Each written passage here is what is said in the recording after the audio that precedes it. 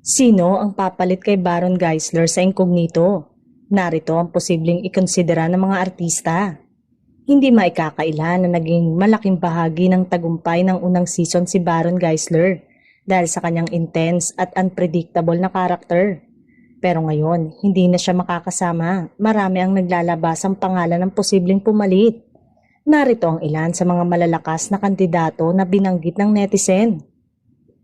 Kilala sa kanyang husay sa pagganap sa mga seryosong role, bagay na bagay ang kanyang misteryosong aura sa madilim na mundo ng Incognito, si Arjo Ataide. Number 2, si Paulo Avellino. Isa sa pinakaginagalang na aktor ngayon, kaya niyang magdala ng karakter na may lalim at intense presence, perfect para sa isang sniper role. Jake Cuenca, sanay sa daring at action-packed na mga role.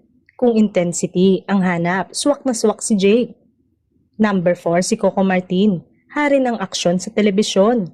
Kung mapasok siya sa Incognito, siguradong mas lalong magiging epic ang laban. Angel Locsin, queen of action ng showbiz. Kung gusto ng production na may malakas na babaeng karakter, si Angel ang top choice. Judy Santa Maria, versatile actress na kayang kahit anong role. Isang interesting twist kung siya ang magiging susunod na sniper. Jane De Leon, matapos ang kanyang iconic role bilang Darna, handa na ba siya para sa mas dark at mature na karakter? Catherine Bernardo, isang fresh take kung si Catherine ang papasok, pwedeng magdala ng bagong flavor sa serye.